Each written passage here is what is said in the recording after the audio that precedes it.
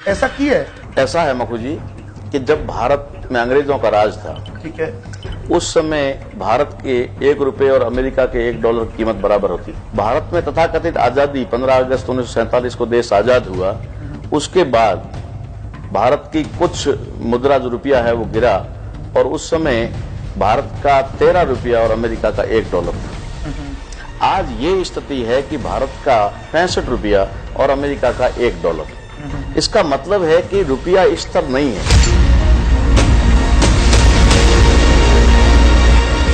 कहीं न कहीं रुपये की वैल्यू गिर रही है और डॉलर की वैल्यू बढ़ रही है, इसलिए रुपया आए दिन गिर रहा है। किसी भी देश की करेंसी देश के खजाने पर निर्भर करती है कि उस देश के अंदर सरकार या उस देश में सरकारी संपत्ति कितनी है, सरकारी गोल्ड कितना है, सरकारी जमीन जायदाद या और भी कारखाने कितने हैं। उनके आधार पर उस देश की करेंसी की वैल्यू गिनी जाती है। ओके।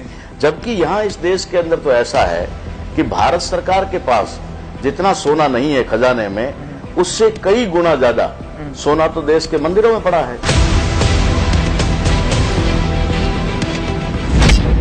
जहां पर भारत सरकार का कोई लेना देना नहीं है।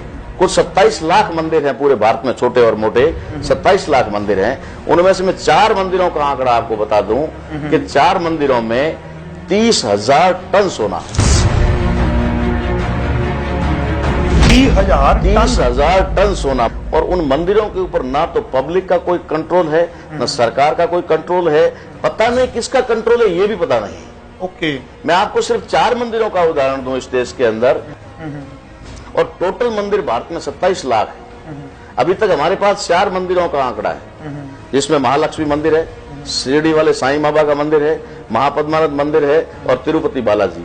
ये 4 मंदिरों के पास ऑन द रिकॉर्ड 30,000 टन सोना है। मैं दावे से कहता हूं कि अगर वो 30,000 टन सोना लाकर के भारत की खजाने में रख दिया जाए तो भारत का रुपया और डॉलर बराबरी में तो आज भी आ जाएगा, आज भी आ जाएगा।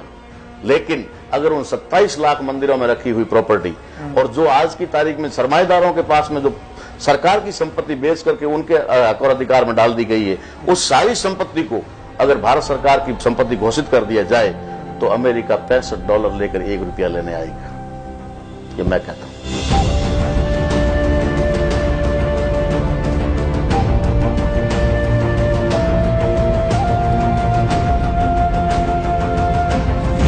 गल तो मैं याद आया है, तुसी सोने की गल कर जो कि मंदिरों के सोना पिया होया।